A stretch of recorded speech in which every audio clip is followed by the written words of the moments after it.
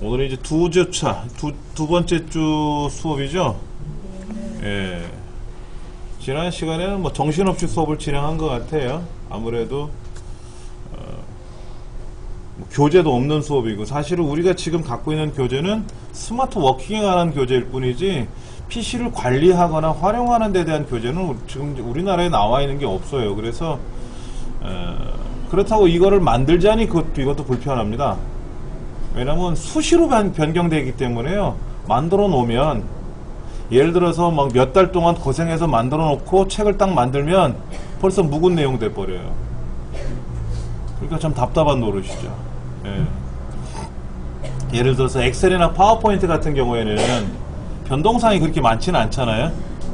엑셀 2007 그러면 2007년에 만든 엑셀이지만 2016년 지금까지도 쓴단 말이에요. 자격증 시험에서도. 그러니까는 매년 책이 새로 교체되는 거예요. 내용이 똑같은 내용인데도 책이. 근데 예를 들어서 백신에 관련된 내용들이다 뭐 이런 것들 뭐 그러면 허건날 바뀌어 버리잖아요. 기본 기능은 있는데 허건날 메뉴가 바뀌고 환경이 바뀌어 버려요. 그러니까 책으로 만들기도 참 애매하고, 그래서 참 어려운 부분이 있습니다.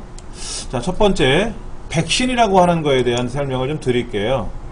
이거는 이제 우리 교육 일정에 보면 나와 있는 내용인데요. 백신이 뭐 하는 거죠? 우리 먼저 백신부터 좀 살펴보려고 그래요. 백신. 네, 백신이라고 하는 것은, 백신은 악성 코드를 예방, 검사, 치료하는 프로그램입니다. 백신의 3대 기능이에요. 백신의 3대 기능이 예방, 검사, 치료예요. 일단 예방, 검사, 치료라는 개념만 알고 계시면 충분합니다. 예방은 뭐 하는 거죠? 어떤 안 좋은 것이 들어오지 못하게 미리 방지하는 거죠. 그 다음에 검사는 뭐 하는 거죠? 내 몸에, 내 컴퓨터에 안 좋은 것이 들어왔는지를 검사해 봐야 되겠죠. 그렇죠. 검사했더니 감염될 수도 있죠. 감염된 것이 나타날 수 있지 않습니까? 그럼 치료해 줘야죠. 치료할 수 없는 거라면 어떻게 됩니까? 치료할 수 없는 것도 나올 수가 있어요. 그러면 어떻게 되죠? 격리 조치를 취해야 돼요. 못 움직이게. 내 백신이 강해지지 않으면 악성 코드를 치료하지 못해요. 그러면 어떻게 됩니까? 치료 보호소에다 감금을 시켜 놓고요. 그 다음에 자기네 본사로 연락을 하죠. 야, 여기 강한 게 하나 왔어. 내가 검사해 보니까는 이러이러한 내용이 나왔는데 나는 치료를 못하니까는 새로운 백신을 보내줘. 그래서 그 새로운 백신이 들어오는 거예요. 그런데 이 프로그램이 예를 들어서 바이러스에 감염이 됐다 이거죠. 악성 코드에 감염이 됐는데 치료를 못하면 보호소에다 보호 조치를 취하기도 하지만 영 아니다 생각하면 삭제해버리죠. 삭제해버리는 거예요. 근데 예를 들어서 이 중요한 자료인데 이걸 삭제하면 안 되잖아요. 그러니까 그때는 이제 보호를 시켜놓기도 하고. 그러니까 사용자들의 입장에서 봤을 때 불편함 없도록 잘 해놓을 겁니다. 자, 그러면 악성 코드는 뭐예요? 악성 코드. 우리가 인터넷상에서 한번 검사를 해볼게요. 잠깐만요. 인터넷 창에다가 제가 악성 코드라고 하는 거를 한번 검색을 해볼 거예요. 악성 코드가 뭐다라는 걸 검사해봤더니 되게 뭐가 많아요. 악성 코드의 뜻이 뭔지 여기 나와 있네요. 악성 코드의 뜻이 이렇게 나왔습니다. malicious 코드라고 써 있어요. 예, 악의적인 목적을 위해 작성된 실행 가능한 코드의 통칭이다. 이렇게 되어 있어요. 자, 한번 큰 글자로 한번 볼까요? 이렇게 되어 있어요. 악의적인 목적을 위해 작성된 실행 가능한 코드의 통칭이다. 하나가 아니라 여러 가지다. 그래서 자기 복제 능력이 있는지, 얘를 남을 감염을 시키는지 이거에 따라서 바이러스라고 부르기도 하고 웜이라고 부르기도 하고 트로이 목마라고도 부른다. 이런 거죠. 트로이 목마는 뭔지 들어보셨죠? 트로이 전쟁에서 도저히 성을 무찌를 수 없으니까는 항복하고 진 것처럼 도망가는 척 해가지고 목마를 세워놨잖아요. 거기에 이제 병사들이 들어가서 이제 적을 무찔렀다. 그런 일화가 있지 않습니까? 얘들은 숨어 있어요. 트로이 목마라고 하는 악성 코드들은 숨어 있어요. 그래서 평상시에는 가만히 있다가 때가 되면 쫙 나타나서 내 컴퓨터를 다 뒤집어 놓고 가는 거죠. 예. 바이러스는 뭐냐면은 감염을 시켜요. 예를 들어서 내가 바이러스에 감염된 어떤 자료를 받았어요. 근데 그 자료를 실행시키려고 그랬더니 예를 들면 그게 엑셀이다 이거죠. 엑셀 파일을 가져왔는데 바이러스에 감염된 걸 모르고 실행을 하면 엑셀이 작동되잖아요. 그렇죠. 그럼 엑셀이라고 하는 프로그램은 주기억 장치에서 작동되는 거예요. 좀 이따 제가 이걸 설명드리겠지만은 모든 프로그램은 보조기억 장치에 있어요. 우리가 시작 버튼 누르면 나오는 모든 프로그램들이 있잖아요. 얘들은 다 어디에 있는 거다? 보조기억 장치, 즉 하드디스크, C 드라이브에 설치가 되어 있어요. 예. 자, 이것도 한번 메모를 잠깐 해보면은요. 모든 프로그램들은 보조기억 장치에 설치되어 있어요. 근데 프로그램을 실행하면 여러분이 아래 한글을 실행하고 메모장을 실행하고 포토샵을 실행할 거 아닙니까? 이 실행하면은 주기억 장치에 로딩이 돼요. 주기억 장치로 들어오는 겁니다. 주기억 장치에 로딩이 되어서 작동이 되는 거예요. 쉽게 말하면 모든 학습하는 내용들은 다 어디에 있다? 책에 있는 거야. 책에. 도서관에 있는 거야. 그런데 이거를 내가 공부를 하면 어디로 들어와요? 주기억 장치에 들어와야죠. 우리 집에 책이 100만 권 있으면 뭐 할 거야? 하나도 공부도 안 하고 안 읽으면 꽝이잖아요. 근데 우리 집에 책이 100권이 있건 1000권이 있든지 다 읽어서 다 외웠어. 머릿속에 다 있어. 그럼 그 사람이 똑똑한 거잖아요. 그러니까 한글 2007을 처음에 설치할 때는 보조기억 장치에다 설치하는 거예요. 여기다가 집안 살림을 다 쌓아두는 거지, 책에다가. 그래 놓고 나서 얘를 작동시킨다. 아래 한글을 실행해라 하는 거는 모든 것들이 다 주기억 장치에 불려져 와서, 로딩된다 그래요. 불려져 와서 주기억 장치에서 작동을 하는 겁니다. 그런데 이때 바이러스에 감염되면 어떻게 될까요? 감염된 프로그램이 주기억 장치에 들어오겠죠. 주기억 장치에 들어올 거 아닙니까? 이때 엑셀을 실행해서 바이러스에 감염이 됐는데 나도 모르게 아래 한글을 실행했어요. 포토샵을 실행했습니다. 그럼 어떻게 될까요? 포토샵도 감염되는 거죠. 아래 한글도 감염되는 거죠. 예를 들어서 병균이 들어있는 물질을 모르고 욕조에다 담았어요. 욕조가 주기억 장치. 그랬더니 아빠도 들어와서 욕조에 발을 담그고 애기도 발을 담그면 어떻게 돼요? 둘 다 감염될 거 아닙니까? 이렇게 해서 감염이 되는 거예요. 주기억 장치에서. 예. 이 주기억 장치에서 얘가 작동이 되다 보니까는 바이러스가 악성 코드가 어떻게 될까요? 악성 코드가 감염이 되는 거예요. 그러면 감염이 된 걸 모르고 처음에는 엑셀 자료가 감염된 거를 모르고 실행을 시켰는데 엑셀을 실행한 상태에서 종료를 했어요. 그러면 엑셀에 묻어있던 바이러스 감염이 주기억 장치에 들어와 있는데 엑셀을 종료하면 엑셀은 다 나갔지만 바이러스는 남아있단 말이야. 그때 내가 아래 한글을 실행하면 아래 한글도 주기억 장치에 들어오니까 어떻게 돼요? 감염이 또 될 거 아닙니까? 그때 내가 작업을 해요. 그래서 그 자료를 저장을 해서 남한테 보내면 어떻게 될까요? 감염된 자료가 갈 거 아닙니까? 그러면 그 자료를 받아본 사람이 또 열어볼 거 아니에요. 그럼 그 컴퓨터 또 감염되겠죠. 이렇게 해서 감염되는 거예요. 연쇄 반응을 일으키는 겁니다. 그런데 바이러스라고 하는 것 말고 여기 웜이라고 하는 애, 웜은 감염을 안 시키고요. 자기 복제만 해요. 바이러스는 감염을 시킵니다. 바이러스는 감염을 시키고요. 웜은 감염을 시키는 게 아니라 자기 복제를 해요. 그럼 자기 복제라는 건 뭐냐면은요. 자, 바이러스에 감염이 됐다. 예를 들어서 이게 감염된 바이러스인데 이거를 주기억장치에 실행시키면 주기억장치에 감염된 웜이라는 것이 자꾸만 증설을 해요. 이렇게 늘어난단 말이야. 처음에는 하나였는데 2개가 되고 3개가 되고 4개가 되고 5개가 되고 쭉 늘어나요. 근데 주기억장치 용량이 정해져 있거든요. 뭐 2GB, 4GB 정해져 있는데 얘가 계속 세포 분열하듯이 늘어나면 어떻게 될까요? 주기억장치를 공간이 부족해질 현상이 발생해요. 늘어나 버린단 말이야. 예를 들어서 거품이 막 부글부글 끓으면 어떻게 돼요? 거품이 넘칠 거 아닙니까? 그런 식으로 넘치다 보면 어떻게 되냐면 주기억장치 공간이 부족해지죠. 그게 그림으로 보면은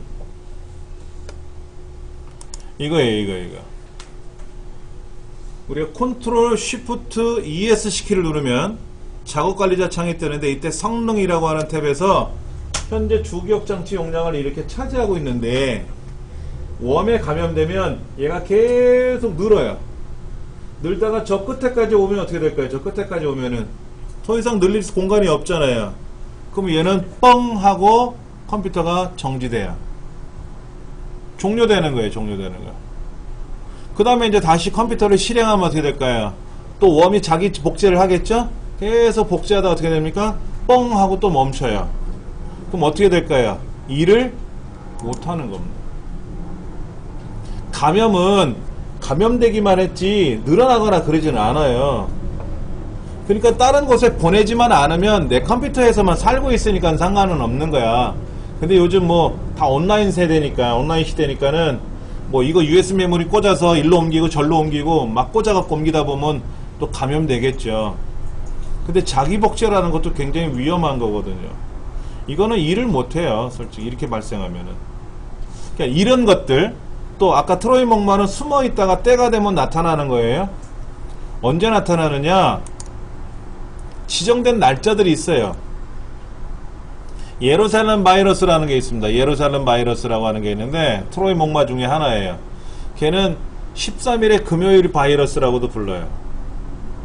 13일 날짜하고 금요일이 겹치는 날짜만 되면은 얘가 발생을 해요. 평상시에는 가만히 있다가 13일과 금요일이 겹치면 얘가 막 난리를 치는 거예요. 컴퓨터 안에.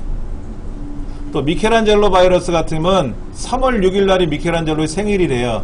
딱 3월 6일 날 하루만 작동을 해요. 평상시에는 가만히 있다가. 그런 것들이 있습니다. 그러니까는 이런 바이러스들이 이런 악성 코드라고, 예전엔 바이러스라고만 하나 딱 불렀는데 종류가 굉장히 많다 보니까는 그냥 이거를 우리는 뭐라고 부르자? 악성 코드라고 부르자. 악성 코드. 악성 코드라고 부르자 하는 거죠. 악성 코드라고 하는데 이 악성 코드들을 백신이 있으면 어떻게 된다? 백신이 있으면 얘를 뭐 하는 거죠? 예방, 검사, 치료를 해주니까 얼마나 좋겠습니까? 지난 시간에 제가 백신을 가지고 정기적으로 검사하세요, 정밀 검사하세요 이런 말씀을 드렸었을 거예요. 그렇죠?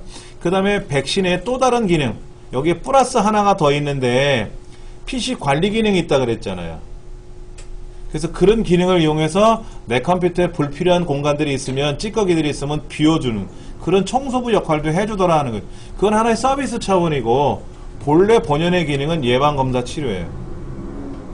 그러니까 우리 강의실에도 V3라고 하는 백신이 들어있는데 이 V3 백신은 무료가 아니라 이건 유료라 그랬잖아요.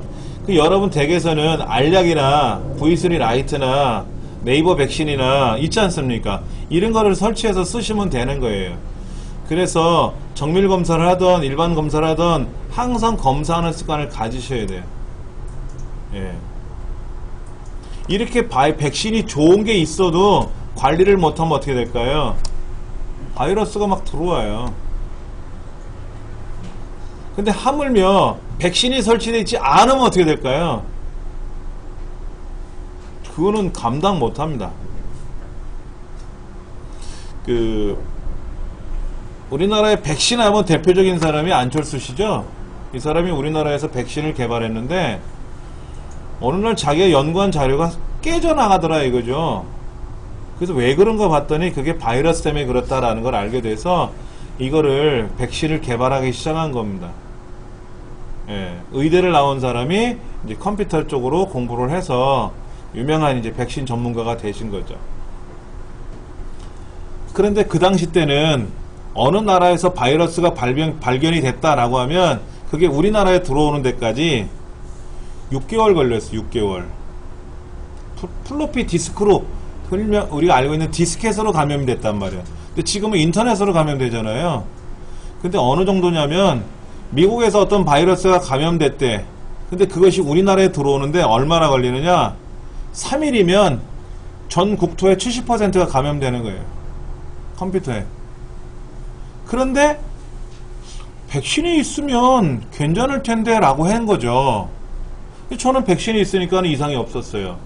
근데 감염된 사람들의 70%가 공통점이 뭐냐면 백신을 설치하지 않고 쓰더라 이거지. 그 70%가 대부분이 백신이라고 하는 거를 설치하지 않고 썼다 이거예요. 예방접종을 안 했다라는 거야. 비형 간염 뭐 백신 이런 거 우리 예방접종 하잖아요. 그런 거를 안 했다라는 거죠. 그러니까 어떻게 됩니까? 두들겨 맞고 있는 거죠. 꼭 여러분들 댁에서 백신을 설치하는데 V3 라이트, V3 라이트는 이렇게 써있죠. V3 라이트 이렇게 돼 있을 겁니다. V3 라이트, 네이버 백신, 알약, 다음 클리너 이런 등등 굉장히 많으니까 이러한 백신들을 꼭 댁에서 설치하셔가지고 한 가지라도 꼭 설치를 해서 쓰셔야 돼요. 네이버 상에서 우리가요 여기서 예를 들어서 백신하고 검사를 해보면요 V3 라이트, 네이버 백신, 알약 뭐 되게 많아요. 이렇게 다 프리웨어라고 써있잖아요. 이건 유료라고 돼 있는데 V3 라이트, 네이버 백신, 알약 우리나라 3대 천왕이에요. 예. 그러니까 이거 셋 중에 하나 설치하시면 돼요. 근데 이제 이런 건 있어요. 네이버 많이 쓰시는 분은 네이버 계열로 나가면 되고 알약, 알집, 알송 해가지고 뭐 알이라고 하는 회사에서 연결된 거라면 뭐 알약 쓰시면 되는 거고 편하신 거라도 꼭 하나를 꼭 쓰셔야 된다 이거죠. 셋 중에 하나. V3 라이트를 눌러보면은 안철수 연구소에서 나와 있으니까 이거 설치해서 쓰시면 되고 아니면 네이버 백신은 네이버 거니까는 이거 쓰시면 되고 예. 그 다음에 알약은 또 알툴주라는 회사에서 만든 거니까 또 쓰시면 되고 빠른 검사, 정밀 검사 또 PC 최적화, PC 관리 기능도 아주 탁월해요. 안철수 연구소에서 나온 V3 라이트도요 PC 복구 기능, 뭐 PC 최적화 기능, 뭐 정밀 검사, 일반 검사 네이버 백신 같은 경우도 마찬가지로 이 안에서도 다 있는데 우리가 지금 쓰는 V3 인터넷 세큐리티 우리 센터에 있는 거 이거는 유료인데 이건 주로 백신 기능만 갖고 있지 관리 기능은 약하거든요. 오히려 공짜로 쓰는 게 낫지. 이런 공짜가 기능도 좋고 좋단 말이에요. 대신에 이 공짜의 프로그램 단점이 뭐냐면 광고가 나온다. 그래서 이런 거를 설치하고 나면은 뭐 물건 사세요 라는 식으로 광고창이 뜨긴 하니까는 뭐 그거 감수하시고 쓰는 거지. 무료니까는. 예. 자, 백신 프로그램은 그렇게 쓰시면 되는 겁니다. 어렵진 않아요. 그러니까는 백신을 하나 설치해 놓고 근데 V3 라이트, 네이버 백신, 알약 다 설치하시면 안 돼요. 왜냐면 얘들은 다 주기억 장치에 작동이 되거든요. 주기억 장치에서 작동이 돼요. 자, 모든 프로그램은 아까 뭐라 그랬죠? 보조기억 장치에 설치되어 있는데 이 프로그램을 실행하는 순간 주기억 장치에 들어온다 그랬죠? 그렇지 않습니까? 그런데 백신은 또 다른 특징이 뭐냐면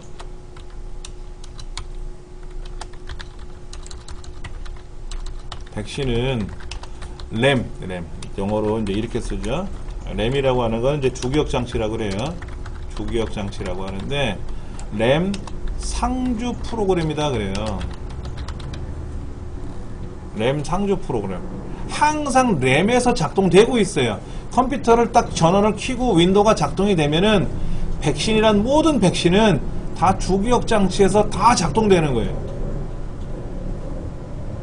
그러니까 V3 라이트 설치해놓고 네이버 백신도 설치해놓고 알약도 설치해놓으면 어떻게 돼요? 얘들이 다 주기억 장치에 들어와서 같이 살고 있는 거예요. 그럼 주기억 장치 공간이 항상 부족하거든요. 주기억 장치 공간이 커야 프로그램 작동이 잘 되는데 얘네들이 항상 주기억 장치 와서 살고 있으니까 어떻게 돼요? 공간을 많이 차지하지. 여러분 자가용 뒤에 트렁크에다가 어쩌다 쓸지 안 쓸지 모르는 짐들을 꽉꽉 채워서 갖고 다닌다고 생각해보세요. 우스운 얘기로 그런 거 있어. 골프채 있잖아요. 골프채 클럽 이거를 한 3세트 갖고 다니는 사람이 있어. 차에 항상 실려있어. 물어보죠. 골프를 자주 하시나봐요. 아니요, 1년에 한 번 할까 말까예요. 뭐하러 갖고 다녀? 그렇잖아요. 1년에 한 번 갈까 말까 하는 사람이랑 뭐하러 트렁크에다 골프채를 갖고 다니냐고. 1년에 한 번 갈 때 골프채 갖고 가면 되잖아. 그럼 뭐 거기다 비워두면 다른 짐이라도 싣고 다닐 수 있잖아요. 그거랑 똑같은 얘기입니다. 주기억 장치는 항상 비워둬야 돼요. 그래서 램 상주 프로그램이라는 것 때문에 항상 하나만 사용하자. 하나만. 그러니까 하나의 프로그램만 사용하자. 이게 가장 중요한 겁니다. 자, 어떤 의미인지 아시겠죠? 그렇죠? 자, 우리 강의실에는 V3가 유료 버전이 설치되어 있으니까 다른 백신은 설치할 수가 없고, 댁에서는 V3 라이트나 네이버 백신이나 알약이나 셋 중에 하나를 꼭 설치해서 쓰세요. 그리고 화면초 상단에, 하단이죠, 하단. 제가 이제 위로 올려놓고 보여드리는데, 여기 지금 볼륨 조절이라는 거든지 날짜 표시하는 이쪽에 보면은, 우리 여기 보면 요거 있잖아요. V3가 설치되어 있잖아요. 맞습니까? 그러면 여러분도 댁에 있는 걸 이렇게 눌러보시면 알약은 캡슐 그림이에요. 캡슐 그림. 뭐 네이버 백신 V3 라이트는 녹색입니다. 얘는 파란색인데. 그럼 요 화면을 이렇게 보시고요. 스마트폰으로 착각 찍으세요. 그 다음 시간에 저한테 가져와서 보여주세요. 어떤 백신을 쓰고 있는지. 자, 어디? 화면 저는 이제 올려드린 것 뿐이고 여러분은 이제 밑에 있겠죠? 우리 밑에 있잖아요, 본래 화면이. 그 올라가는 화살표를 누르시면 뭐 이렇게 쫙 나타나지 않습니까? 그럼 요거를 스마트폰으로 이렇게 착각 찍으세요. 그래서 다음 시간에 저한테 보여주시면, 이 집은 무슨 백신을 쓰고 있는가 제가 알 수 있잖아요. 그렇죠? 무슨 백신 쓰세요? 여쭤보면 몰라요. 모르는데요. 뭐 백신이 깔렸는지도 이런단 말이야. 그러니까 이번 참에 내가 뭐를 쓰고 있는지를 한번 보셔야 돼. 그런데 막 2개, 3개씩 설치되어 있는 사람들은 어떻게 될까요? 제어판에 가서 삭제해야지. 하나만 두고. 그럼 어떤 게 좋은가요? 어떤 게 좋은 거 없어요. 다 좋으니까 마음에 드는 거 하나만 골라 쓰시라고. 아시겠죠? 자, 그 다음.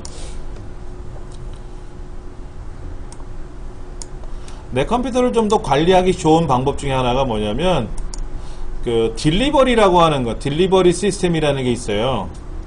그리드 딜리버리. 그리드라는 말이 나오는데, 이 그리드라고 하는 거를 좀 좋은 의미로 시작을 했는데 요즘은 안 좋은 의미로 들어가더라고요. 얘를 좀 처리하는 방법을 설명할 겁니다. 자, 제 홈페이지로 들어오세요.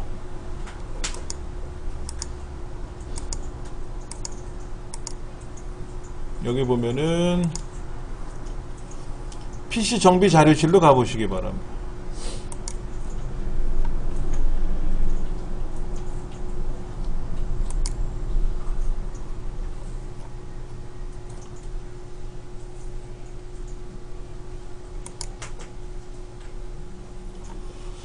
PC 정비 자료실에 들어오셨어요? 잠깐만. 46번 자료가 그리드 스위치라고 되어 있을 겁니다. 찾으셨습니까? 그러면 제가 메모는 따로 해드릴게요. 그 그리드 스위치 2.2.1p라고 하는 파일이 있을 겁니다. 찾으셨습니까? 얘를 클릭하시고 저장하세요.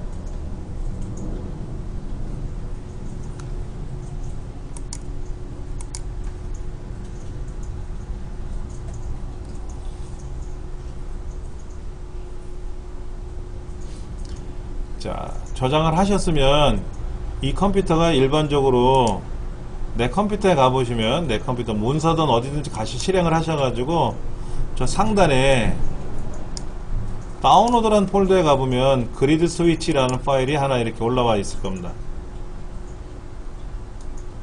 얘를 압축을 푸셔서 압축을 뭐 여기에다 압축 풀기를 하시면 됩니다. 여기에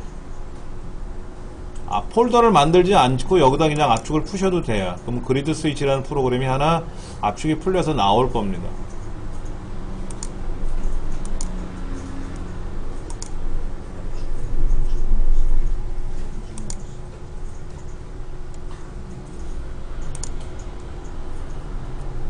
뭐냐면은 훈장 홈페이지에서 PC 정비 자료실에 가셔서 46번 자료였어요. 그렇죠? 46번 자료를 가시면은 그게 뭐냐면은 그리드 스위치라는 프로그램입니다. 그리드 스위치. 그리드 스위치인데 얘를 다운로드 받아서 압축되어 있으니까 얘를 다운로드 받으셔서 압축을 해제하세요.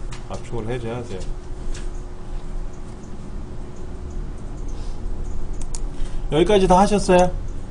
안 되시면 말씀하세요. 내 컴퓨터에 가서 다운로드에 갔더니 여기 그리드 스위치라고 하는 것이 이렇게 딱 있잖아요. 얘를 한번 실행해 보세요. 그럼 이렇게 뜰 겁니다. 없다고 나오는데. 얘를 더블 클릭하면 이거 뭐가 떴다 이거. 제거하면 돼요.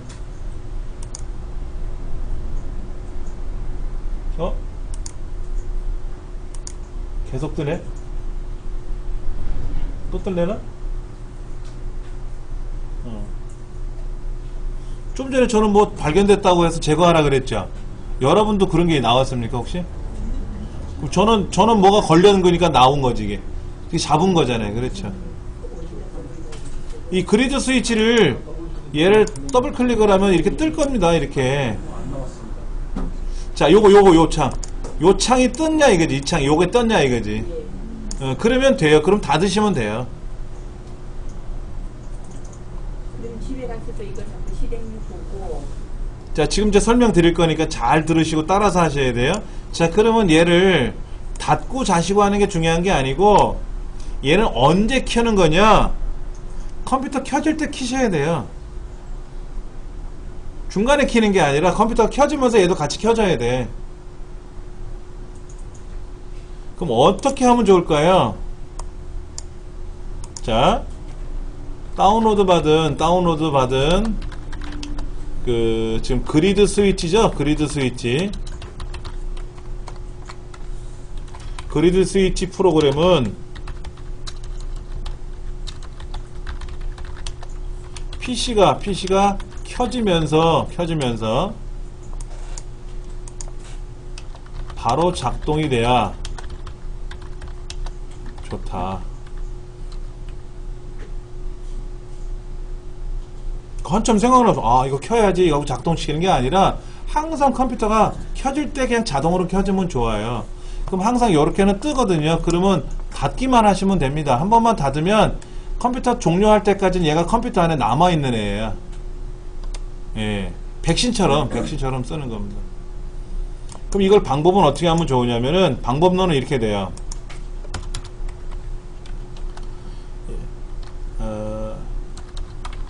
그리드 스위치 프로그램을 복사해서 한번 복사해 보세요. 자, 먼저 복사부터 할 겁니다. 자, 좀 이따 다시 해드릴 테니까. 자, 얘를 어떻게 하자고요? 오른쪽 버튼 눌러서 복사하고 복사하셨죠? 그랬죠? 그 다음에 어디로 가시냐면 시작 모든 프로그램, 화면 밑에 보면 시작 버튼 있잖아요. 모든 프로그램 가셨어요? 가시면 저 밑으로 내려가시면 시작 프로그램이라고 있어요. 시작 프로그램 찾으셨어요? 거기다 오른쪽 버튼 누르고 열기. 시작 프로그램에 가서 오른쪽 버튼 누르고 열기. 그럼 열기가 이렇게 창이 하나 뜰 겁니다. 이렇게 시작 프로그램이랑 뭐 하나 뜰 거예요. 여기다 붙여넣기 하세요.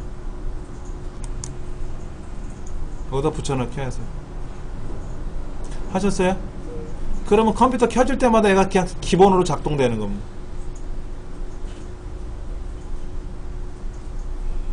자, 메모해 드릴게요.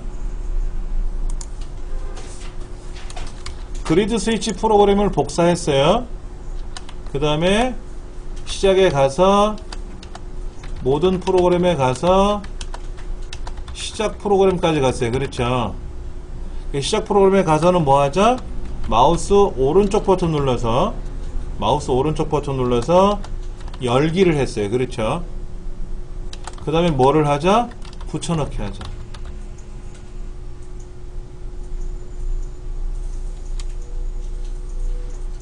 그러니까는 시작 프로그램이나 폴더가 있었다 그랬잖아요. 아까 거기에다가 한컴 타자 연습을 복사해서 붙여놓으면 한컴 타자 연습 아이콘이 있잖아요. 얘를 붙여놓으면은 컴퓨터가 켜질 때마다 한컴 타자 연습이 자동으로 실행되는 거예요. 여러분 댁에 가시면 인터넷 하시죠? 컴퓨터 켜시면 인터넷 하시잖아. 컴퓨터 켜서 다른 것도 하시는 분도 있지만 대부분 인터넷을 많이 하신다면 인터넷 아이콘이 있잖아요. 어디 갔어? 시작 버튼 누르면 모든 프로그램 보조 프로그램인가에 가면 인터넷 아이콘이 있을 거예요. 없나? 저 위에 있나? 인터넷 왜 안 보여? 관리도구에 있나? 관리도구에 어디 갔어? 헛웃음만 나오네. 아, 시스템 도구에 있다. 시스템 도구. 하여튼 인터넷 아이콘 있잖아요. 그 인터넷 아이콘을 우리가 복사 버튼 눌러가지고 그 시작 프로그램이라는 폴더에다 붙여넣기만 하시면 그냥 컴퓨터 켜지자마자 자동으로 인터넷이 작동되는 거예요. 선생님 열기까지는 했는데요. 붙여넣기를 어떻게? 마우스 오른쪽 버튼 눌러서 거기다 붙여넣기. 붙여넣기가 안 뜨는데.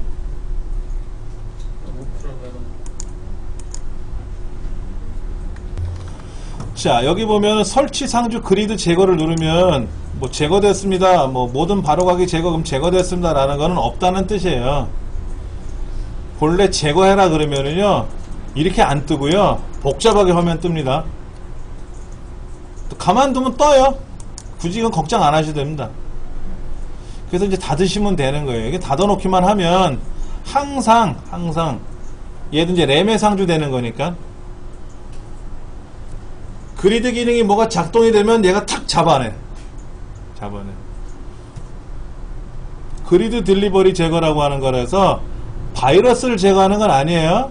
그러니까 요거는 따로 쓰는 거. 예. 요것만 하나 해놓으시면 돼요.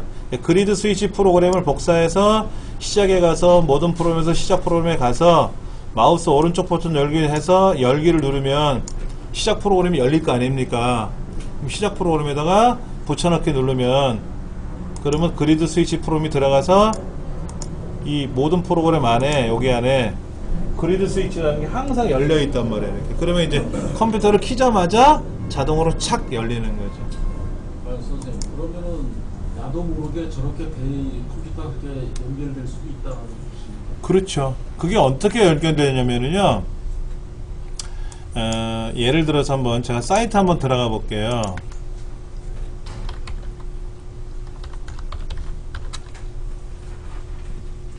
우리가 흔히 많이 아는 영화 사이트예요. 영화 다운로드 받는 사이트예요. 그래서 이 지금 뭐 귀향도 나왔네요. 예를 들어서 이 귀향을 내가 다운로드 받으려면 비용이 얼마 드는지 한번 눌러볼게요. 예. 비용이 없나요? 그냥 공짜로 받는 건 아닌데, 그렇죠?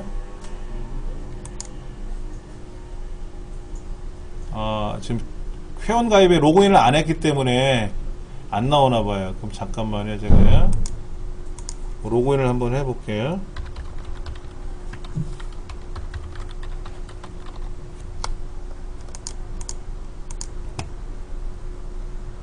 자, 귀향을 내가 다운로드 받으려 그러면은 10,000원이네요. 그렇죠?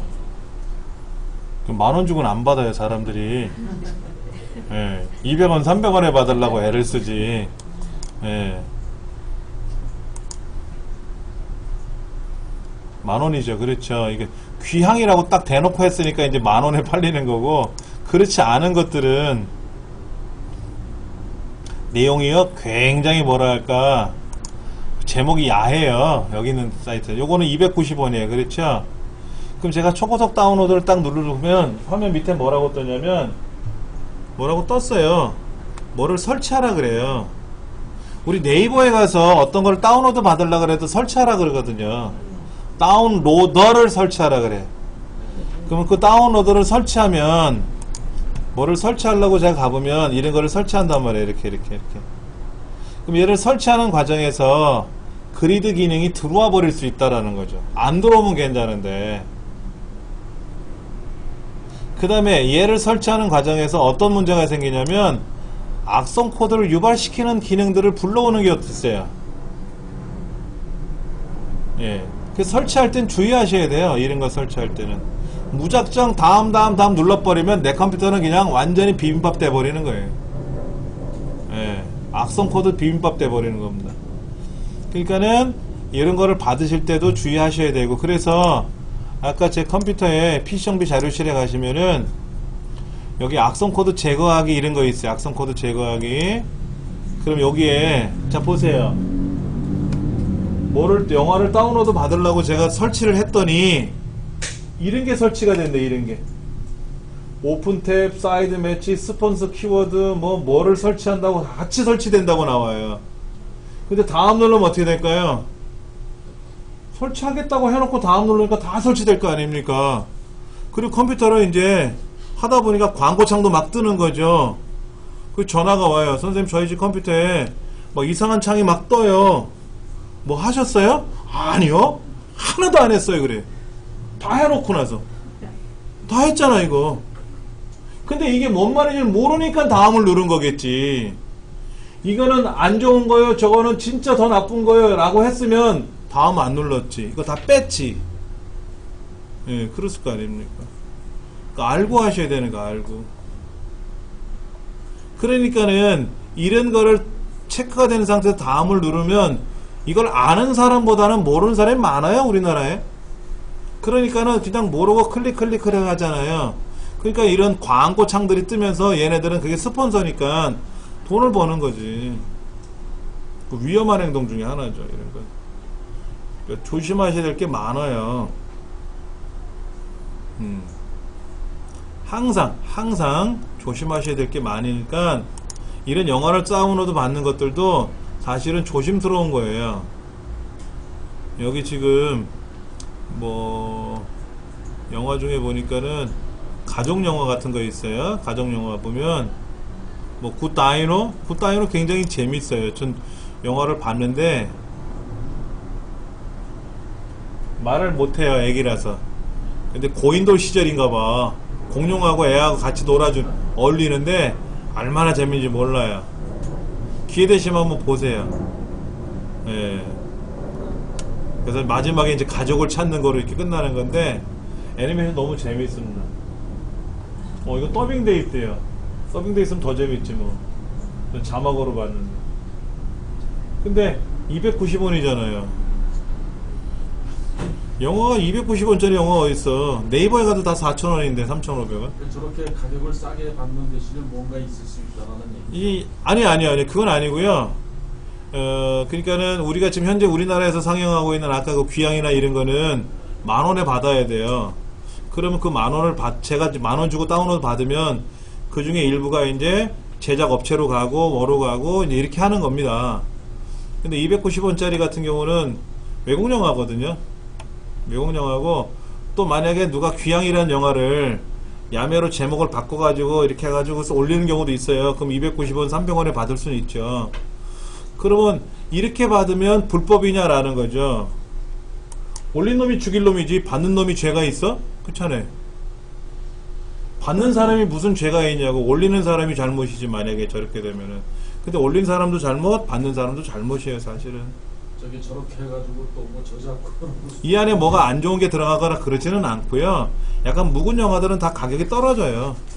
그럼 얘네들이 이제 이거를 대량으로 다운로드 받잖아요. 많은 사람들이, 소비자들이 받으면 그 중에 이 영화를 올린 사람이 있단 말이야. 올린 사람이 일부 얼마를 가져가고, 290원 중에 얼마를 가져가고, 업체가 얼마를 가져가고, 또 이 영화 제작사에다 또 보내주고 이런 거예요. 그러니까 이 영화를 올리는 일하는 것도 돈을 많이 벌어요.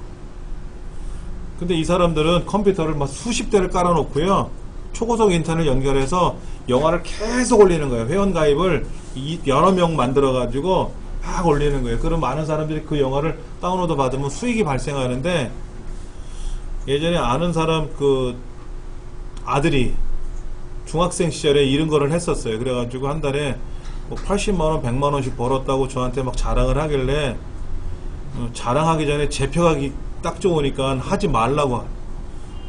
지금은 안 하는 걸로 알고 있는데, 그런 일도 있었어요. 그만큼 돈벌이가 됩니다. 뭐 자극적인 문구 집어넣고, 그런 영화 있잖아요. 성인들 영화 올려놓으면 많은 사람 다운로드 받아가거든요. 그런 것들이 조심스러운 거죠, 솔직히. 위험한 일이고.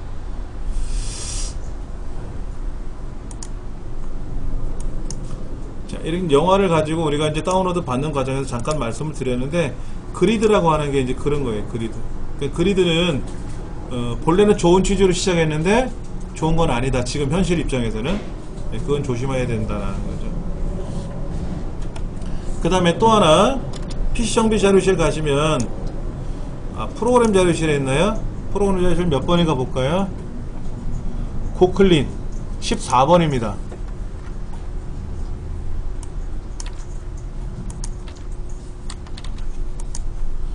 자, 14번이 뭐냐면은요,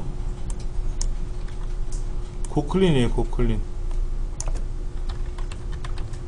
네, 고클린이라는 프로그램을 한번 다운로드 받을 겁니다.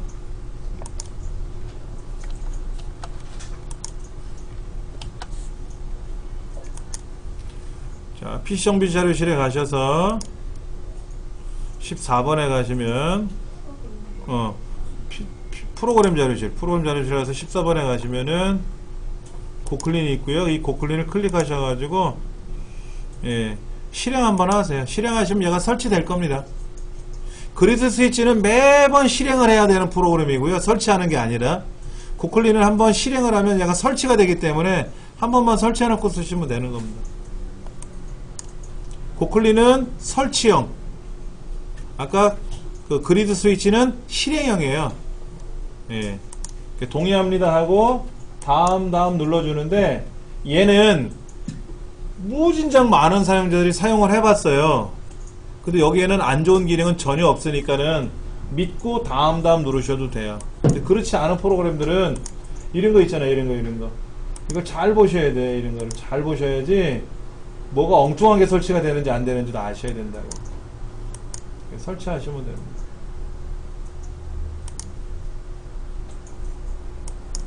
고클린은 이렇게 실행되는 겁니다. 프로그램 자료실, PC 정비 자료실, 프로그램 자료실인데, 프로그램 자료실 14번 자료죠. 그래서 고클린을 실행하시면 설치를 하거든요. 그럼 설치된 결과가 요거예요.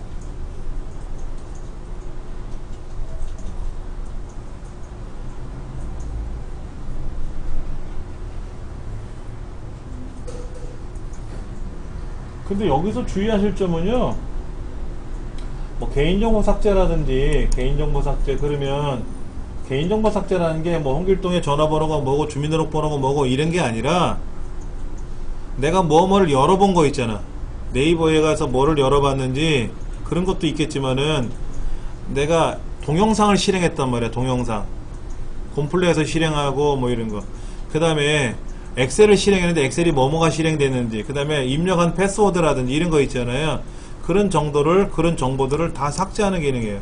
얘를 삭제하시면 컴퓨터 안에 있는 내가 로그인한 정보라든지 내가 뭐를 파일을 열어봤는지 하는 것들, 그런 것까지도 있을 거예요. 근데 파일 목록 보는 것보다는 여기 써 있죠? 내가 인터넷상에 뭐뭐를 열어봤는지, 그 다음에 어디 다녔는지 이런 거, 미디어 플레이어를 가지고 내가 음악을 들었는지 영화를 봤는지 이런 거, 그런 것들을 깨끗이 정리해 주는 거니까 좋죠. 그 다음에 뭐 하드디스크 온도, 시간도 나옵니다. 현재 하드디스크 온도가 39도가 나와 있는데 정상적인 거죠. 그렇죠? 6539시간 썼다고 나와 있어요. 컴퓨터를 껐다 켰다 1994번 했다고 하는데, 윈도우를 새로 설치하면 얘는 또 다시 조정이 돼요. 6539시간 나와 있네. 그렇죠? 하드디스크는 25만 시간 정도 씁니다. 25만 시간. 하루 8시간씩 사용하면 한 80만 시간, 80년 쓸 거예요. 80년. 오랫동안 쓰는 기자재들이기 때문에 고장나지는 않으니까 뭐 이런 것도 보실 수가 있고, 뭐 CPU 온도를 보는 것도 있고요. 온도가 높으면 어때요? 사람이나 기계나 열받으면 안 되거든요. 그런 것들 보는 기능도 있고요. 예. 아직 괜찮네요. 뭐 32도면 전혀 지장 없습니다. 얘가 80도까지 올라가기도 하고요. 여차하면 100도도 넘어가요. 손바닥 갖다 대면, CPU 작동될 때 손 갖다 대면 쩍쩍 붙어요. 예, 불판에 붙는 것처럼. 근데 기계가 열받으면 어떻게 돼? 멈춰버려요. 그러니까 뭐 이런 건 걱정하셔도 안 해도 되고, 고클린이라는 기능은 언제 쓰는 건지, 특히 이런 거, 이거 할 때 참 좋죠. 액티브엑스 같은 거, 이런 거 제거할 때 굉장히 좋습니다. 이런 건 주로 뭐냐면, 뭐 금융 업무라든지 이런 거 할 때 뭐를 설치하라고 하는 것들이 있어요. 그런데 이런 것들을 모두 다 선택해 버리고 삭제하셔도 돼요. 대신에 삭제하시면 금융 업무 들어가면 또 설치하라고 하겠죠. 대신에 이런 액티브엑스가 잘못 설치되는 것들이 있어요. 안 좋은 것들이. 그러면 내 컴퓨터 벨이거든요. 그러니까 삭제해버리면 필요할 때 가서 다시 설치하시면 되는 거죠. 금융 업무나 이런 거는. 예. 그 나머지는 뭐 굳이 그냥 필요하면 제가 다음에 다시 설명드리면 되니까요. 예. 그 고클린을 한번 실행하고 나면, 그리고 나서 이제 한번 닫았잖아요. 그러면 광고창이 하나 떠요. 이렇게. 이건 닫으시면 됩니다. 얘도 벌어먹어야 되니까 마지막에 광고를 하나 띄워주고 끝나더라고. 그건 신경 안 쓰셔도 됩니다. 예. 자, 예. 그 네이버에서 그 왜 자기 들어가는 사이트를 안 가르칠 때 그 프라이베이트 뭐 예. 그렇게 들어가면 여기 PC의 기록이 없습니다. 안 남습니다. 그건 따로 제가 이따 쉬는 시간 끝나고 나서 알려드리는데요. 여러분들이 이제 인터넷을 하실 때 개인정보가 남아요. 그렇죠? 개인정보 안 남게 접속하는 방법을 알려드릴 겁니다. 10분 정도 쉬었다가 이어서 다시 시작할게요. 고클린이니까 어떤 기능인가 봤더니, 그 뭐 개인정보를 삭제한다 이런 얘기가 있어요. 그 개인정보는 사실은 인터넷에서도 할 수 있어요. 근데 이제 그런 것들을 아예 안 남으면 좋을 거 아니냐 이거지. 처음부터. 그렇죠. 뭐 기록이 남으니까 지우고 뭐 불편하잖아요. 그렇죠. 자, 그래서 어떻게 하냐면요. 지금 저 상단에 지금 인터넷 아이콘이 보이시죠? 그렇죠. 여기를 클릭하지 마시고요. 오른쪽 버튼 눌러서 자, 그럼 여기에 인터넷 익스플로러라고 되어 있어요. 그렇죠. 이걸 누르면 일반 창이 뜨는 거고요. In Private Browsing 시작이라는 게 있을 겁니다. 있나요? 얘를 누르시면 돼요. 한번 눌러보세요.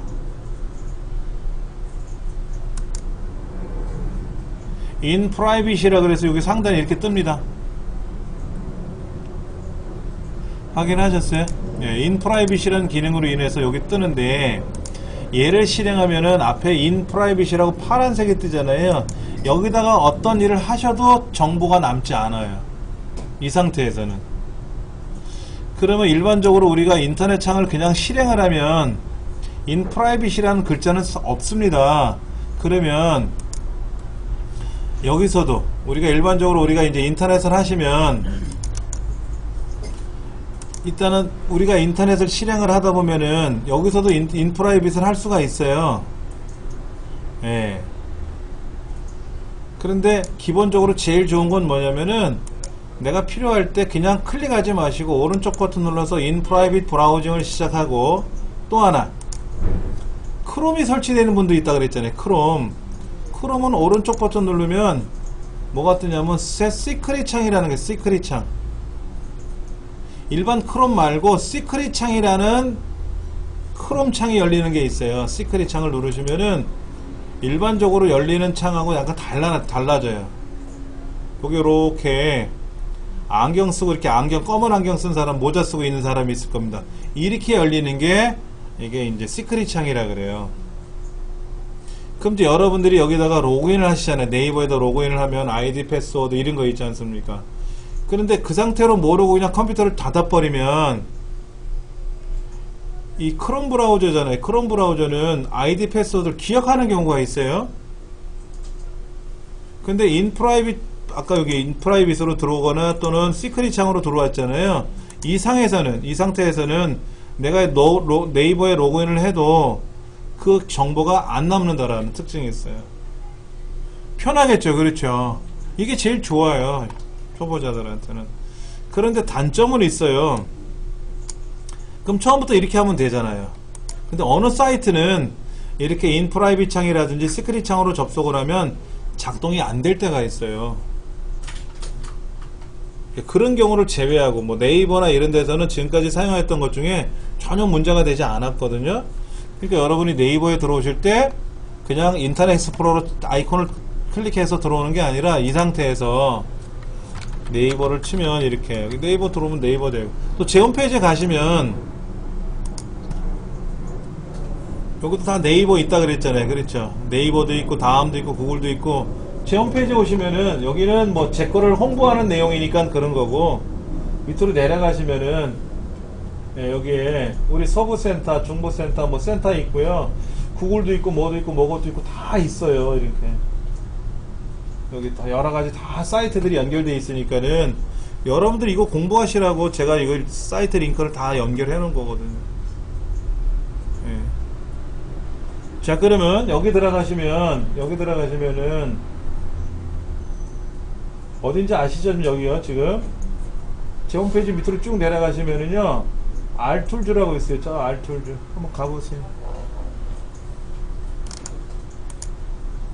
R툴즈 다 나와. 옆에 R툴즈라고 있어요. 클릭해서 한번 들어가 보시기 바랍니다.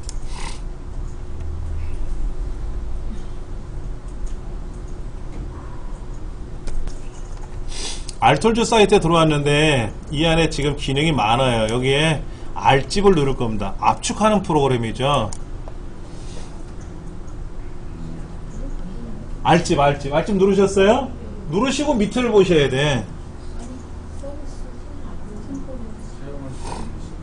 R집을 클릭했더니 저는 화면에 실행하거나 저장하시겠습니까? 라고 떴어요. 밑에 실행을 누르면 R집을 설치하는 거예요. 지금 근데 우리는 R집이 설치되어 있는데 한 번 더 해보는 거예요. 자, 압축을 푸는 과정이 조금 전에 나왔었어요. 그렇죠? 자, 이제 이렇게 나오죠. 이렇게. 자, 그러면 둘 중에 뭐 눌러야 돼요? 동의 안 하면 땡이지. 그렇죠? 동의를 눌러야 되겠죠. 자, 보세요. 이거 막 시작하면 안 돼요. 여기 뭐가 떴어요? 밑에 이런 거 이런 거 다 이런 거 다 빼. 이거 다 빼. 하등에 쓸데없는 거. 우리는 이거 다 뺐어요. 이런 거. 또 그새 설치 시작 누르신 분 있어. 그럼 안 돼요. 자, 설치 시작을 누르시고 나면 또 떠 이거 티켓 몬스터 또 떠. 그럼 빼. 뺐죠. 그렇죠. 자, 빠른 설치만 하지 마시고요. 여기는 이제 속임수가 있으니까 사용자 지정을 가세요.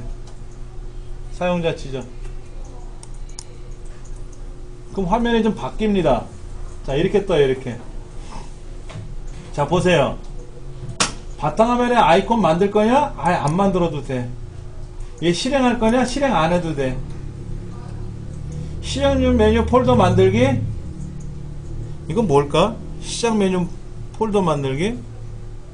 아니, 안 해도 돼. 또 내려가 볼까요? 시작 메뉴 아이콘 만들기 안 해도 돼. 여기 있는 거 다 빼세요. 다 빼. 여기 있는 거 여기 있죠? 체크되어 있는 거 다 빼. 다. 하등에 필요 없는 것들이에요. 하셨어요? 그리고 이제 설치하시면 돼요. 그러니까 이게 자기 실력이 되는 거야. 이건 뭐고 저건 뭔지 알아야 되잖아요. 그렇죠? 이건 뭡니까? 이건 뭐예요? 인터넷 실행하면 네이버가 안 나오고 줌이 나오는 거야. 인터넷 실행하면 우리 줌 나오고 뭐 네이버 나오고 그러잖아요. 아예 자기네 거로 바꾸겠다는 거지. 아예 필요 없어. 나는 내 거 나오게 할 거야. 빼버리고 설치. 그럼 이제 본격적으로 설치가 되는 거예요. 압축하기로 나와 있는 건 어떻게 됩니까? 예? 압축하기. 압축하기요? 여기 있는 알집을 압축하기. 아, 그건 알려드릴게요. 자, 지금 알집을 설치했잖아요. 그랬더니 이제 닫으려고 봤더니 우리 컴퓨터에 알약이 없는 걸 알고 얘도 설치해 보겠네. 우리는 알약 설치하면 안 돼요. V3가 있으니까 설치할 필요가 없는 거예요. 빼고 확인 눌러야죠. 왜냐면 저기 닫기 단추가 안 됩니다. 확인 눌러야 되는데 이게 돼 있으면 얘도 설치가 되는 거거든. 확인 누르자마자. 이런 거를 알고 우리가 설치해야 돼요. 뭐든지. 자, 이제는 압축하는 알집이라는 프로그램을 우리가 설치했는데 잠깐만 볼게요. 아까 그 다운로드 폴더 있었죠. 다운로드 폴더. 다운로드 폴더에 가면은 이렇게 보일 거란 말이에요. 이렇게. 그러면 여기에 지금 파일이 여러 개 있죠? 파일이 여러 개 있죠? 이런 거를 내가 압축하고 싶을 때는 어떻게 하느냐? 오른쪽 버튼 눌러서 압축하시면 돼요. 이렇게. 자, 난 얘를 압축할 거야. 얘. 그럼 오른쪽 눌러서 압축을 하면 돼요. 근데 기존에 압축한 게 하나 있으니까는 번호가 2번이 붙어요. 혹시 CPU G라는 거 있나 보세요. 여러분 컴퓨터에. 있으시면 오른쪽 버튼 눌러서 압축을 할 겁니다. 근데 압축하기가 두 가지가 있을 거예요. 찾으셨어요? 자, 여기 보면 저는 뭐 RC 무비메이커도 있고 뭐도 있고 뭐 자기소개도 있고 뭐도 있는데 뭐라도 있으시면 마우스 오른쪽 버튼 눌러서 압축하기라는 게 있고 R집으로 압축하기라는 게 있을 거예요. 근데 어떤 이름을 선택하고 어떤 파일을 선택하고 압축하기를 누르면은요 아예 그 이름으로 압축이 돼요. 그냥 쭈르륵 압축이 돼요. 이렇게. 그런데 R집으로 압축하기라는 것도 있거든. R집으로 압축하기. 이걸 누르면 이제 물어요.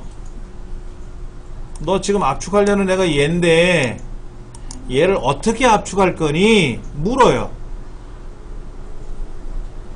얘를 분할해서 압축할 거니? 플로피 디스크에 맞춰서 압축할 거니? 네이버 블로그에 올라가게끔 맞춰서 할 거니? 어떻게 압축할 거니? 그 다음에 압축 방식을 집으로 할 건지 EGG로 할 건지 선택하는 기능이 있어요. 그래서 일반적으로 우리가 압축을 할 때는 하나를 선택하든 여러 개를 선택하든 압축을 이렇게 오른쪽 누르면 뭐뭐뭐로 압축하기라고 있거든. 이렇게. 근데 이건 알고 계셔야 돼요. 하나를 선택하고 압축하기를 누르면 그 이름으로 압축이 돼요. 그런데 여러 개를 선택하고 두 개든 세 개든 여러 개를 선택하고 압축하기를 누르면 요 위에 이름이 뭐예요? 다운로드죠? 그래서 다운로드라는 이름으로 압축이 되는 거예요.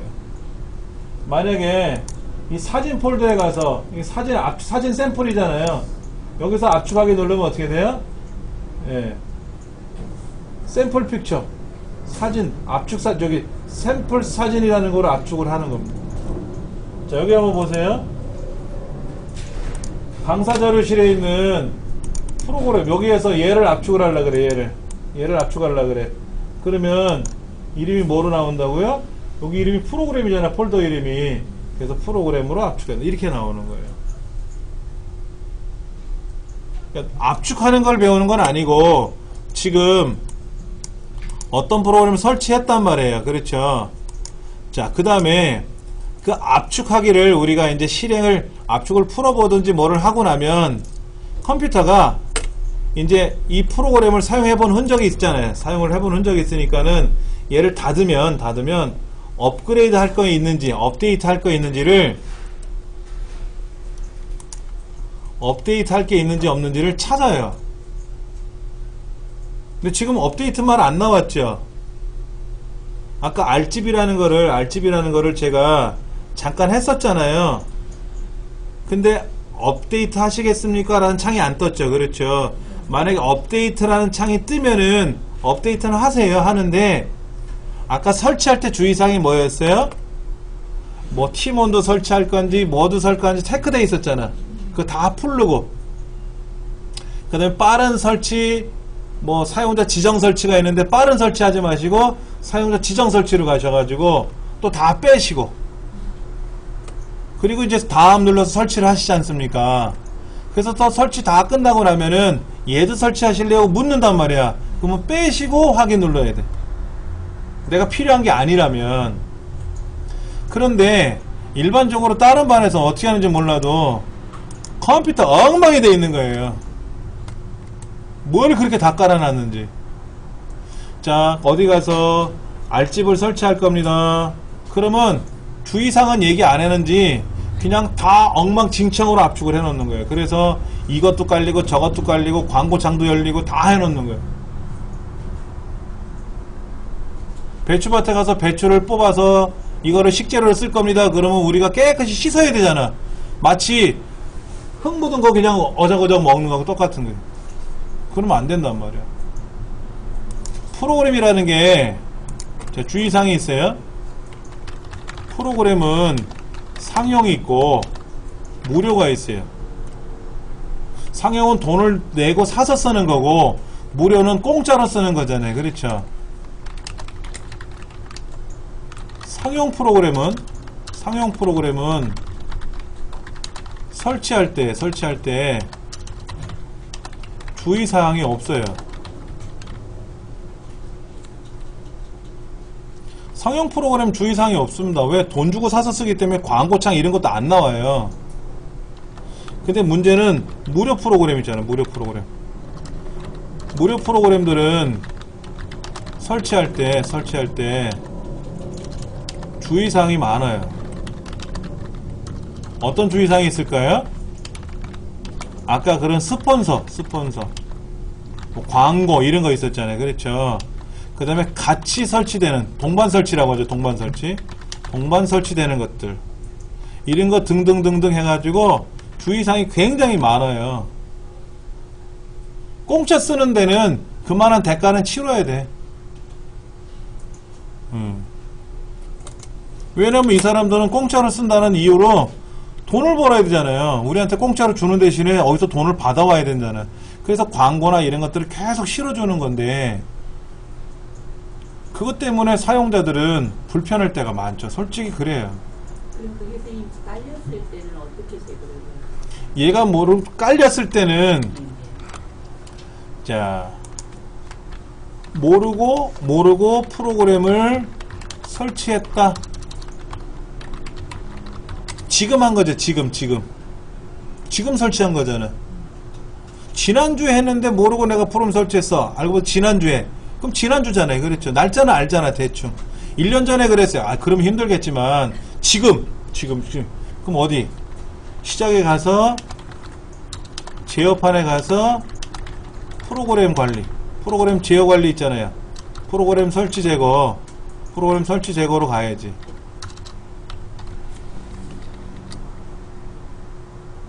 시작, 제어판에 가서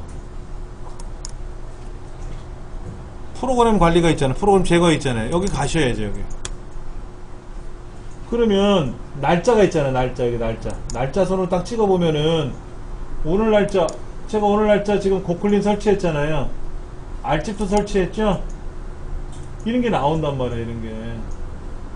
이런 프로그램들이 설치된 것들이 나온단 말이에요.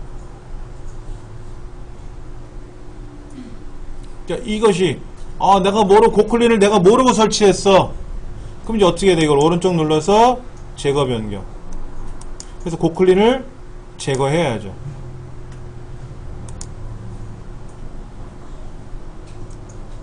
알집이 설치되는 동시에 같이 깔리는 것들이 있다 그랬잖아요. 뭐 모르고 내가 체크를 해제를 못하고 확인 눌러버리면 또 깔린단 말이야. 그럼 중간에 취소를 누를 수 있으면 취소를 눌러줘도 되고, 모르고 다음 다 설치가 됐어. 그럼 와서 여기서 보시면 날짜 선으로 보시면 오늘 날짜, 지난주 날짜가 나올 거 아닙니까? 그럼 날짜 그 프로그램 선택하고 제거하시면 되는 거예요.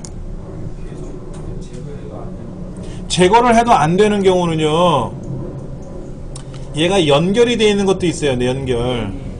잠깐만, 여기 네트 서비스라는 게 뭐 깔려 있는데, 저는 이거 제가 제거해 버릴게요. 아까 이것 때문에 문제가 됐는데,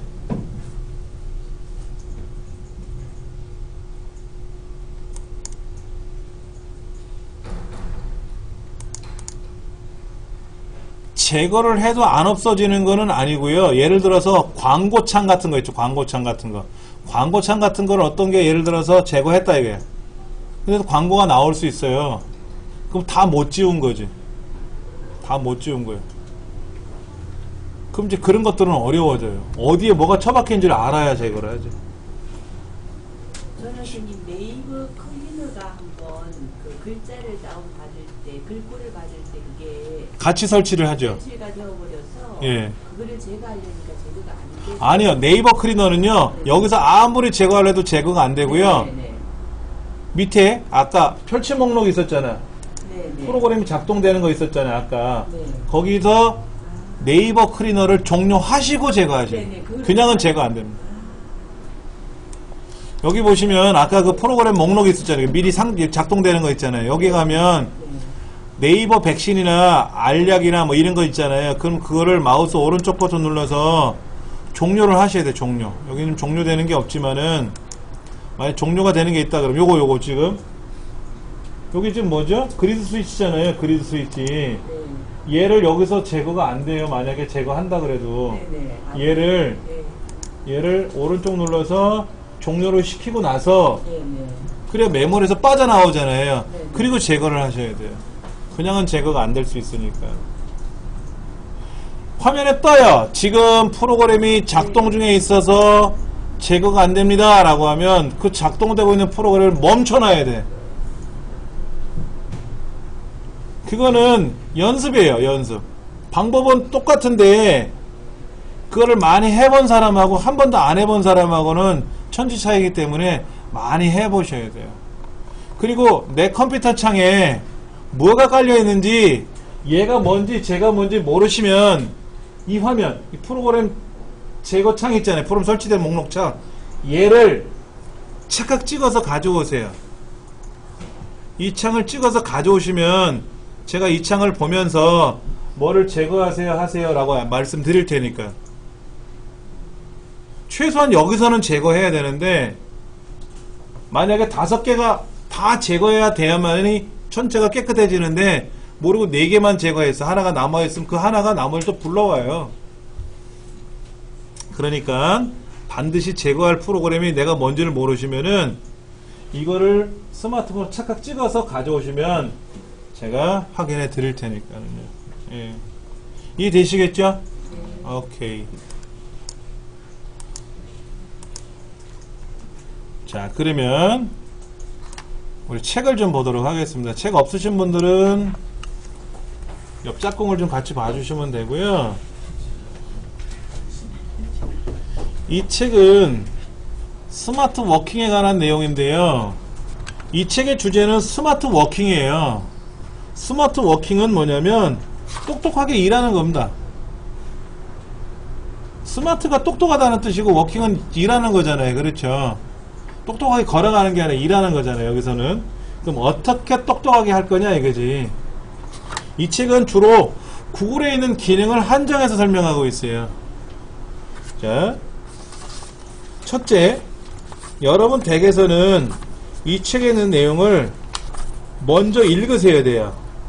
상황 설명을 해놨어요. 그걸 쭉 읽어보시고 맞다 이럴 수도 있다 라고 생각하면 그때 이 책에서 설명해놓은 내용을 PC나 스마트폰으로 해보시는 거예요. 처음부터 내용도 읽지 않고 나서 이 책에 나와 있는 대로 하시면 안 돼요.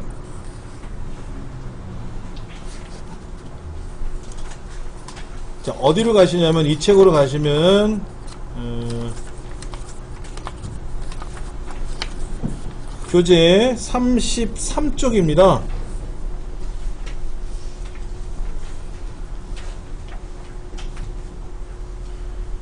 PC로 구글에 가입하고 다양한 서비스 확인이라고 하는 내용이 나올 거예요. 확인하셨어요? 예. 구글엔 여러분 다 가입되어 있을 거요? 스마트폰 쓰시는 분들은, 갤럭시 쓰시는 분들은 구글에 다 가입되어 있어요.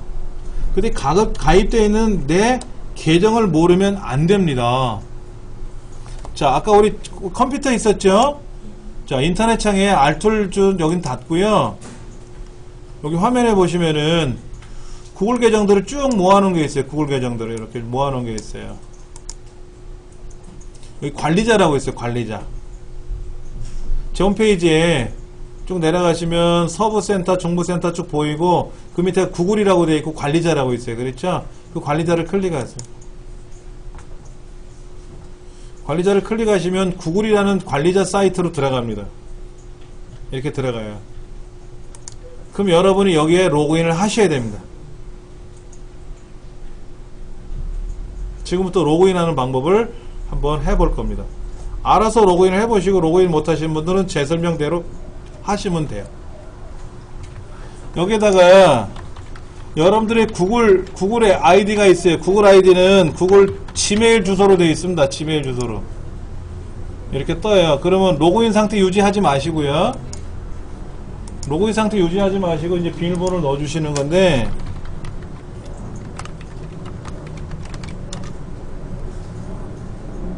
그러면 요렇게 뜰 겁니다. 요렇게.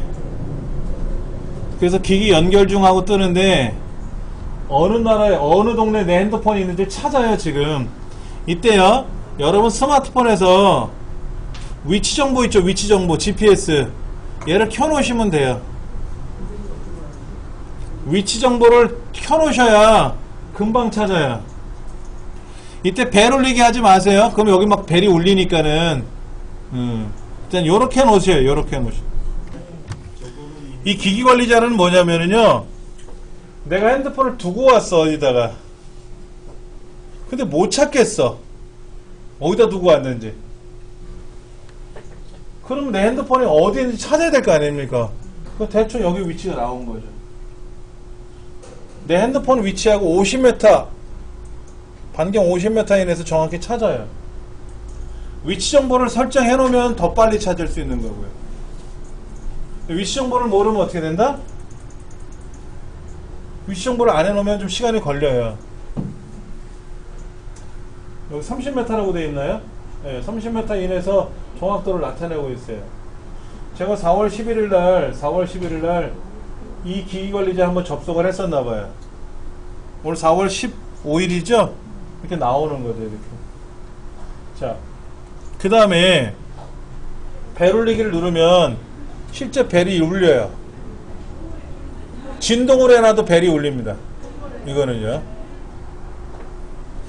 그래서 내가 어디다 넣는지 한번 벨을 울려보자 이거지.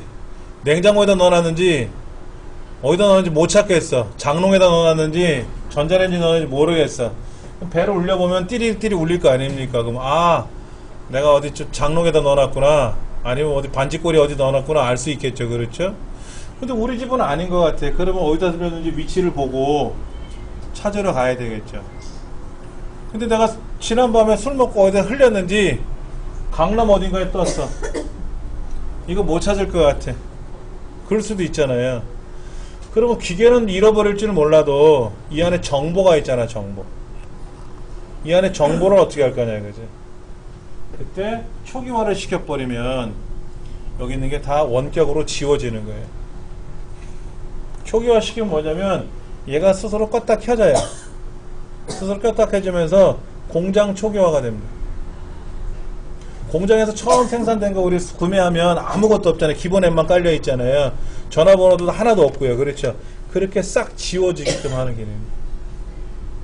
근데 초기화 시키면 아직은 좀 불안하니까 못 열게 잠궈버려요. 누군가가 여기 있는 거를 패턴 같은 것도 이렇게 돼 있으면 패턴은 뭐 기역자나 니은자나 뭐 보통 이렇게 만들잖아요. 그렇죠. 그 패턴 금방 푸르거든. 저는 얘를 껐다 키게 되면은 패스워드를 물어봐요. 못 맞추면 못 열어요. 그렇죠. 근데 그렇게 안 되는 사람도 있거든. 키면 그냥 바로 작동되는 사람도 있단 말이야. 잠가버리는 거야. 하고 비밀번호를 걸어버려 내가 지금 원격으로. 그럼 누구라도 얘를 켰는데 못 열어보게끔 막아는 해야지. 근데 그 사람이 이 기계를 그냥 팔아먹을 수도 있죠. 팔아먹게 되면 거기 있는 정보를 꺼내볼 수도 있잖아요. 그때는 어떻게 해라? 초기화 시켜라. 기계는 잃어버리면 할 수 없어요. 이거는 방법이 없어요. 요즘 기계가 뭐 100만원씩 가지 않습니까? 갤럭시 S7 같은 거. 그러면 다 뭐 택시기사들 뭐 이따 팔아먹는다며요. 얼마씩 받고. 이걸 우리한테 갖다 주면 옛날에는 아이 고맙습니다 하고 뭐 5만원도 사례를 주고 하는데 5만원 사례비 받느니 30만원 40만원 먹고 팔아먹는 게 낫다라는 거죠. 그 사람들은. 문화가 이렇게 변해버렸단 말이야, 사회가. 그러니까 내 개인정보를 없애버리자 하는 거죠. 일단은 여기 들어오시고 나면 이제 이게 중요한 게 아니라 여기에 로그인을 할 줄 아셨다니까 이제는 모든 구글에 있는 기능을 다 쓸 수가 있어요. 전자우편도 쓸 수 있고 뭐 유튜브 모두 다 할 수가 있는 거예요. 이 책에 있는 내용을 진도를 나가려면 이걸 하지 못하면 아무것도 못하는 거예요. 그래서 이거부터 먼저 들어온 연습을 한 겁니다. 23페이지 뭐라고 떴냐면요, 나는 수시로 스마트폰을 이용해서 전자우편을 확인한다 이렇게 물어봤어요. 저도 안 해요. 제가 사업적으로 뭐 일을 하는 사람은 아니잖아요. 그렇죠. 그런데 이제 예를 들어서 선생님 제가 메일을 보냈어요. 중요한 거 있는데 좀 확인 좀 해주세요 라고 누가 연락을 하면 그때는 제가 뭐 네이버 메일로 보냈는지 구글 메일로 보냈는지 들어와서 보죠. 그전에는 스마트폰에서는 메일을 안 봐요. 저는. 근데 직장인들 일이라면 어떻게 될까요? 회사 업무들이 왔다 갔다 하지 않습니까? 그때는 스마트폰으로도 볼 줄 알아야 된다는 거죠. 그 다음에 출퇴근 시간 외에 그냥 버스 타고 가면서 지하철 타고 가면서 그냥 스마트폰 꺼내 들고 게임하는 사람도 있고 뭐 이것저것 열어서 보는 사람들이 있어요. 그걸 묻는 것 같아요. 예. 그 다음에 게임 관련 앱이 50% 이상을 차지하고 있냐 물어보는데 여러분 스마트폰에는 게임 관련 앱들이 있어요? 고스톱 무슨 그 팡팡 하는 거 있잖아요. 이렇게 풍선 같은 거 터트리는 거 이런 거. 저는 한 개도 없어요. 원래 게임 별로 좋아하지는 않는데 고스톱을 설치해가지고 한 5번 하고 나면 또 지우고 별로 관심들이 저는 개인적으로 그 관심이 없더라고요. 뭐 메신저를 주고받느냐 카톡 같은 거 하느냐 이거죠. 카톡 많이 하시죠. 밴드 같은 거. 저도 뭐 학부모 밴드라든지 또 이제 여러분들 같은 경우에는 저한테 카톡으로 뭐 연락을 하시는 경우도 있어요. 그럼 이제 저는 그런 걸 좀 보거나 주말에도 스마트폰을 손에서 놓지 않는다. 혹시 기차 타고 여행 가보셨어요? 최근에? 저희 가족들이요 기차를 타고 여행을 멀리 가진 않고 뭐 대천이라든지 이렇게 가본 적이 있어요. 근데 가는 동안 어떻게 하는지 봤더니요 저도 그렇고 애들도 그렇고요 스마트폰 갖고 노닥거리더라고요. 스마트폰을 손에다 쥐고 가족들끼리 대화는 없고 이것만 갖고 놀고 있는 모습을 보고 아 이건 진짜 아니다. 그런 생각이 들더라고. 이거는 스마트 워크는 아니지. 이건 스마트 워크는 아니지. 그렇지. 그리고 수시로 문자나 메시지를 확인하지 않으면 불안하니. 이 불안하면 병이야. 그렇죠.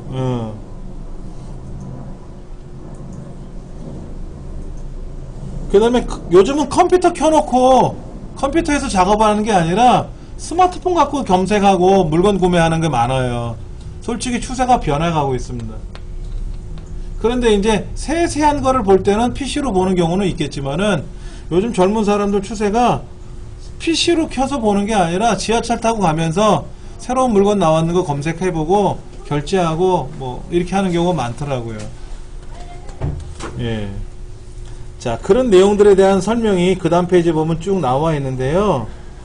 뭐 쓸데없이 하지 말자, 뭐 필요한 건 하자, 뭐 이런 얘기는 나와 있어요. 예. 자, 그러면 스마트 워킹을 하려면 뭐가 필요하냐 이거지. 뭐가 필요하냐. USB 메모리, 뭐 업무용 수첩, 외장 하드디스크 이런 것들이 필요할 거예요.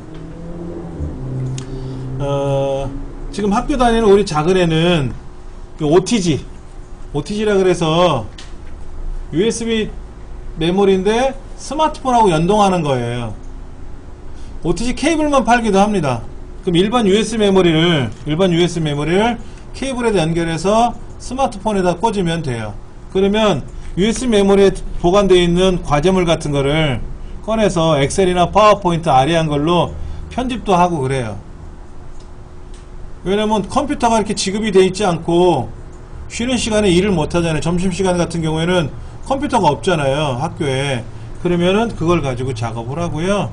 그 다음에 이제 휴일에는 노트북을 제공해 준대요, 전교생들한테. 그럼 그 노트북에다가 뭐 게임하는 친구들도 있고, 또 USB 메모리 스마트폰에서 작업하던 거 꽂아가지고 또 과제물 마저 하는 친구들도 있고, 그렇게 한다고 얘기를 들었거든요. 그런 걸 보면은 그거는 좀 좋은 모습 같아요. 예. 그러려면 이제 USB 메모리가 뭐 필요하면 좋겠고요.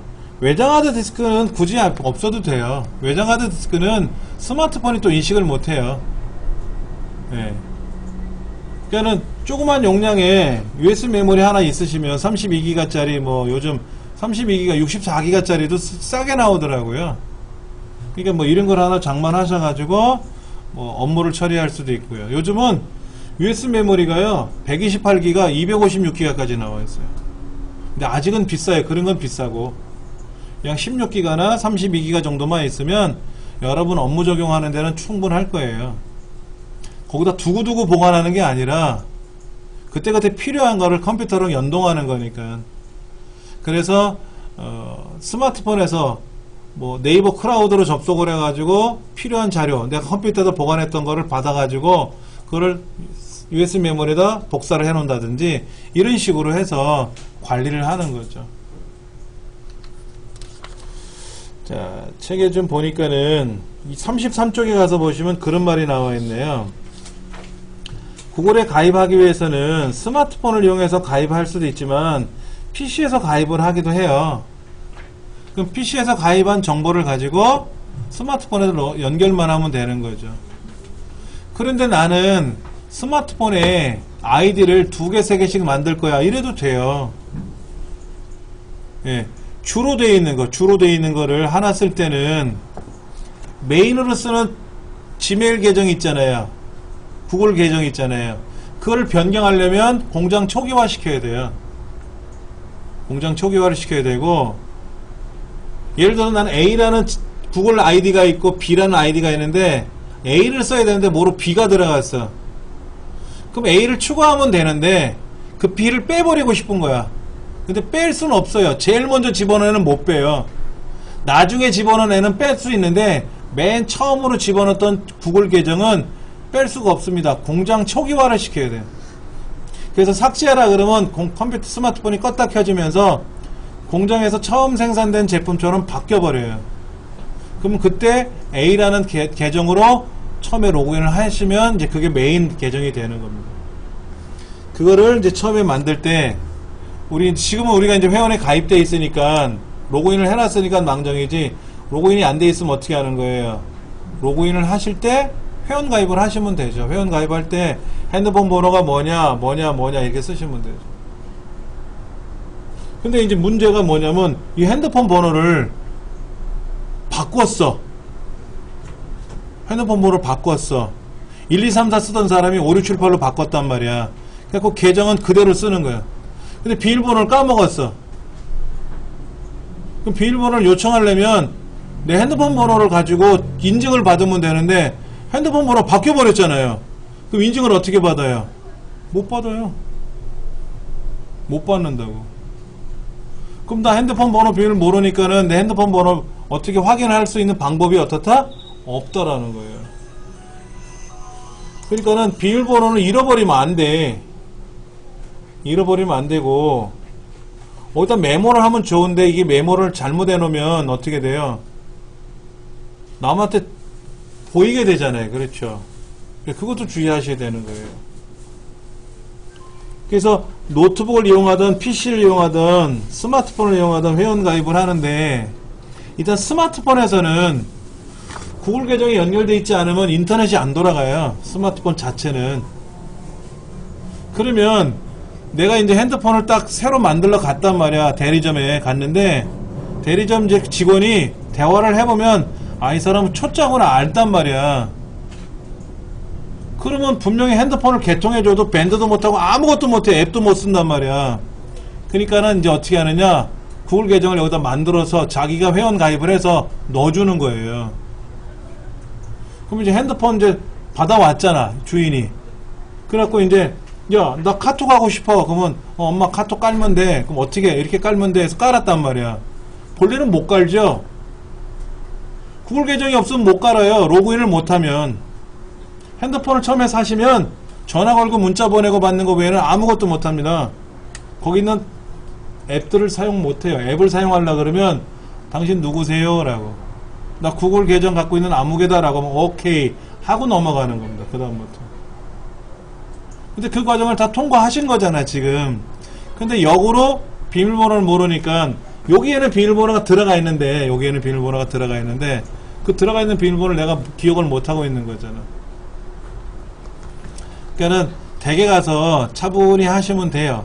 이렇게 들어와서 도움이 필요하세요? 그럼 도움이 필요하세요. 눌러가지고 그러면 이메일 주소가 뭡니까? 비밀번호 잃어버립니까? 그럼 잃어버렸습니다 하고 이메일 주소 쓰고 다음 계속 누르면 그 다음에 뭘 물어볼 거 아닙니까? 왜냐면 여기다 전화를 걸 데가 없어요. 전화를 걸 데가 없다고.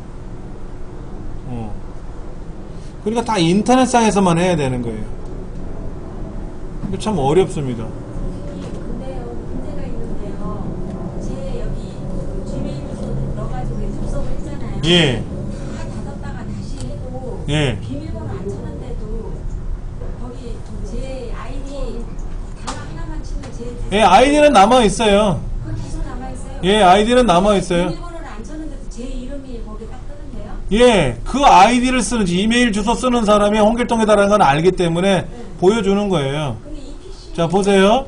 딴 사람이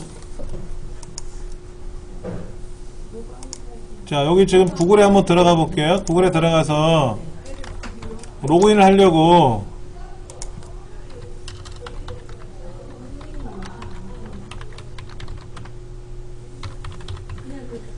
다음을 누르면 뜨죠. 이렇게 제 얼굴까지 떠요. 비밀번호는 모르니까 못 들어오죠. 근데 다른 사람이 제가 이제 그 아이디를 D로 시작을 하는데 다른 사람이 또 D로 시작하는 사람이 여기 앉아서 검색. 예, 그러면 본인 따. 하면 제 것도 뜬단 말이에요. 근데 아이디만 뜨는 거잖아. 아이디.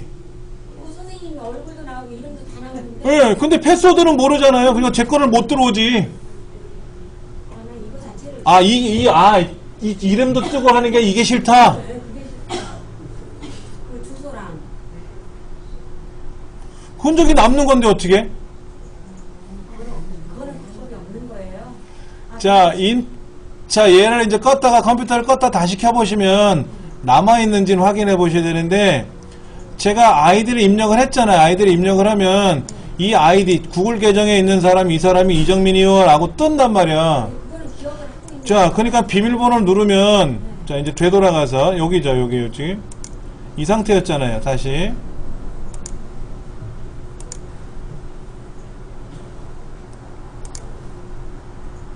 자, 여기다가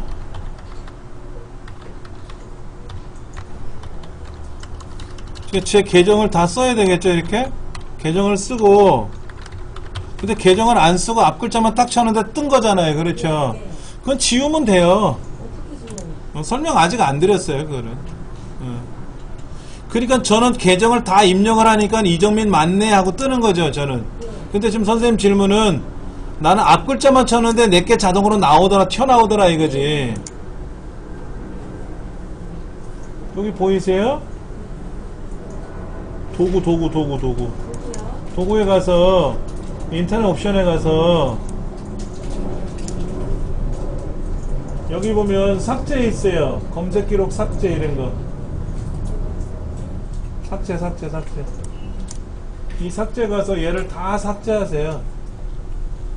다 삭제하세요. 그러면 안 나오고요. 또 하나, 얘가 인프라이빗 브라우징이잖아요. 일반 계정이 아니라, 일반 브라우저가 아니라 인프라이빗으로 되어 있잖아요. 이거로 들어오신 분들은 얘를 껐다가 다시 들어오면은